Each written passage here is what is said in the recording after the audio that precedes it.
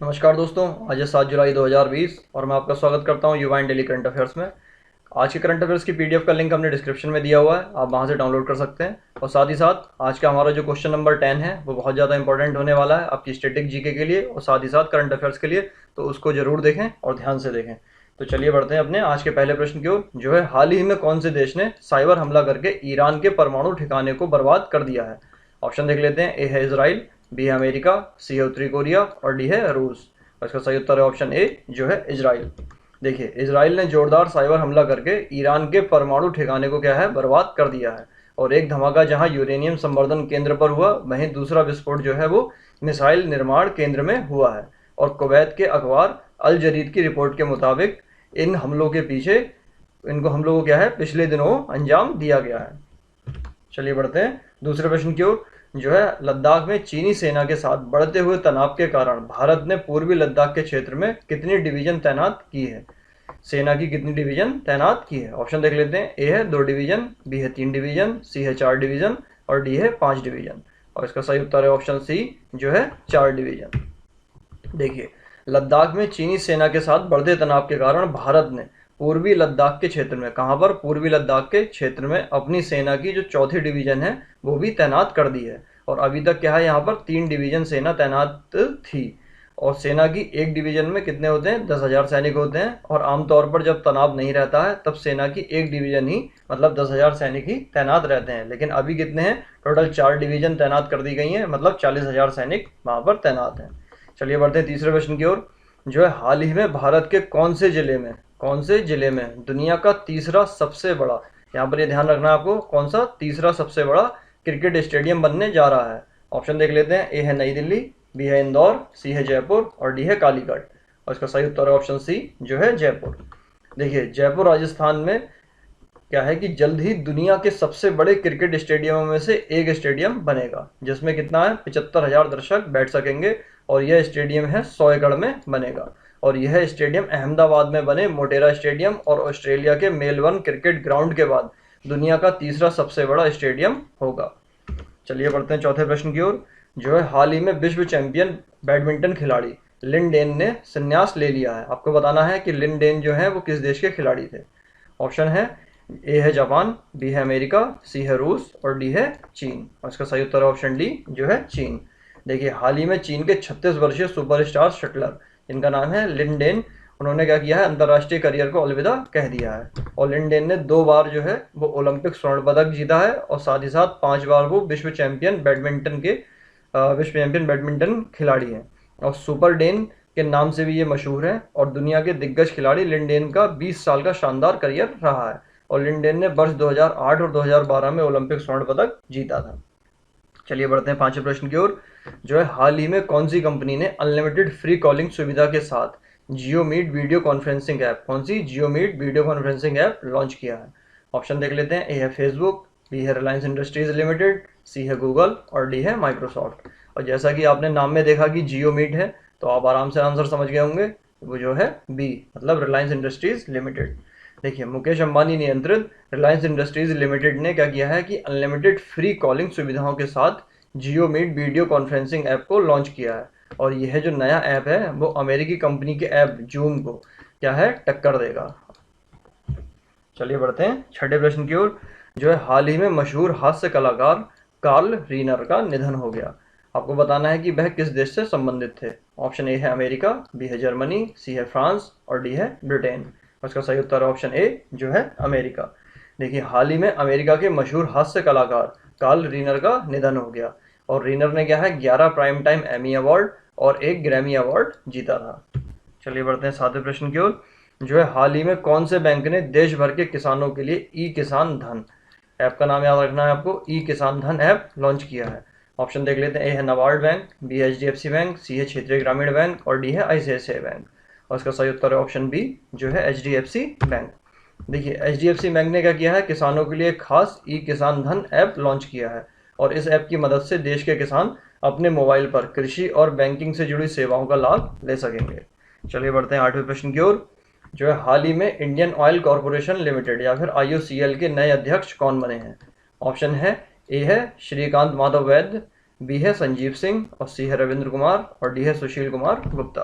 और इसका सही उत्तर है ऑप्शन ए जो है श्रीकांत माधव वैद्य क्या बने हैं, IOCL के नए अध्यक्ष बने हैं। और इन्होंने किसका स्थान लिया है, संजीव सिंह का स्थान लिया है।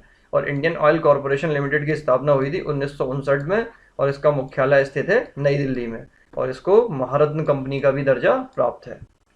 चलिए बढ़ते हैं 90वें प्रश्न की ओर, जो है हाल ही में किस देश ने वर्ष 2021 में होने वाले एशिया प्रशांत आर्थिक सहयोग या फिर अपेक शिखर सम्मेलन को रद्द कर दिया है। ऑप्शन देख लेते हैं, ए है चीन, बी है इंडोनेशिया, सी है मलेशिया और डी है न्यूजीलैंड। इसका सही उत्तर है ऑप्शन डी जो है न्यूजीलैंड। देखिए हाल ही में कोरोना महामारी के कारण वर्ष 2021 में होने वाली एशिया प्रशांत आर्थिक सहयोग शिखर सम्मेलन को न्यूजीलैंड ने रद्द कर दिया है और यह शिखर सम्मेलन जो है वो न्यूजीलैंड के ऑकलैंड में आयोजित होनी थी। अब इस सम्मेलन को क्या है कि वर्चुअली आयोजित किया जाएगा और अपेक की स्थापना जो है 1989 में हुई थी और उसका मुख्यालय कहाँ पर स्थित है, सिंगापुर में स्थित है। चलिए बढ़ते हैं 10वें प्रश्न की ओर, हाल ही में केंद्रीय गृह मंत्रालय ने अफसपा या फिर AFSPA के तहत किस राज्य को 6 महीने के लिए अशांत क्षेत्र घोषित किया है। ऑप्शन देख लेते हैं, ए है त्रिपुरा, बी है मिजोरम, सी है नागालैंड और डी है मेघालय। उसका सही उत्तर है ऑप्शन सी जो है नागालैंड। देखिए केंद्र सरकार ने संपूर्ण नागालैंड को अशांत क्षेत्र घोषित कर दिया है। कौन सा क्षेत्र, अशांत क्षेत्र जो है घोषित कर दिया है। और राज्य में अफसपा या फिर AFSPA या फिर सशस्त्र बल विशेष अधिकार अधिनियम लागू कर दिया है और इस अधिनियम को 6 महीने के लिए बढ़ा दिया गया है जो कि 30 जून 2020 से लागू हो गया है। और अफसपा की धारा 3 के अनुसार अगर राज्य या केंद्र शासित प्रदेश के प्रशासक को यह लगता है कि पूरे राज्य में या उसके कुछ हिस्से में अशांति है या वहां पर स्थिति खतरनाक है और वहां पर सशस्त्र बलों की तैनाती आवश्यक है तो राज्य का राज्यपाल या केंद्र शासित प्रदेश का प्रशासक या फिर केंद्र सरकार राज्य के पूरे क्षेत्र या उसके एक हिस्से को अशांत क्षेत्र घोषित कर सकते हैं। ये जो है आपके एग्जाम के लिए स्टैटिक जीके का बहुत ही ज़्यादा इम्पोर्टेंट पैराग्राफ है, तो आपको इसको एक बार मैं दोबारा पढ़ देता हूँ। देखिए अफसपा की धारा 3, यहाँ पर धारा याद करनी है आपको, 3 है। उसके अनुसार अगर राज्य या केंद्र शासित प्रदेश के प्रशासक को यह लगता है कि पूरे राज्य में या तो पूरे राज्य में या फिर उसके किसी हिस्से में क्या है अशांति है और या फिर वहाँ पर क्या है स्थिति बहुत ज़्यादा खतरनाक हो रखी है तो वहाँ पर सशस्त्र बलों की तैनाती आवश्यक है।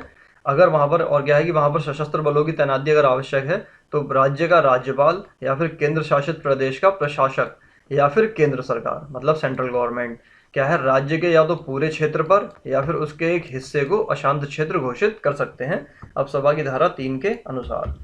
देखिए क्या है अफसपा या फिर armed forces special power act, सशस्त्र बल विशेष शक्तियां अधिनियम भारतीय संसद द्वारा 11 सितंबर 1958 में पारित किया गया था। ये कई बार क्वेश्चन पूछ लिया जाता है कि इसको पारित कब किया गया था, तो आपको बताना है कि 11 सितंबर 1958 में पारित किया गया था। और अरुणाचल प्रदेश, असम, मणिपुर, मेघालय, मिजोरम, नागालैंड के ये क्या है कि अधिकतर क्षेत्रों में तैनात सैन्य बलों को इस कानून के तहत विशेष अधिकार हासिल थे। और कश्मीर घाटी में आतंकवादी घटनाओं में बढ़ोतरी होने के बाद जुलाई 1990 में भी यह कानून जम्मू कश्मीर में भी लागू कर दिया गया था। हालांकि लद्दाख का जो क्षेत्र था वो इस कानून से बाहर ही रखा गया है। और केंद्रीय गृह मंत्रालय ने 22 अप्रैल 2018 को मेघालय से अफसपा या फिर AFSPA कानून को हटा लिया है और इस कानून के अंतर्गत सशस्त्र बलों को तलाशी लेने, गिरफ्तार करने व बल प्रयोग करने आदि में सामान्य प्रक्रिया के मुकाबले क्या है अधिक स्वतंत्रता है तथा नागरिक संस्थाओं के प्रति जवाबदेही भी कम है। चलिए बढ़ते हैं 11वें प्रश्न की ओर, जो है हाल ही में कौन सी सोशल नेटवर्किंग साइट पर नस्ली भेदभाव, कौन सा नस्ली भेदभाव के आरोप के तहत केस दर्ज हुआ है। ऑप्शन देख लेते हैं, ए है फेसबुक, बी है ट्विटर, सी है इंस्टाग्राम और डी है लाइन। इसका सही उत्तर है ऑप्शन ए जो है फेसबुक।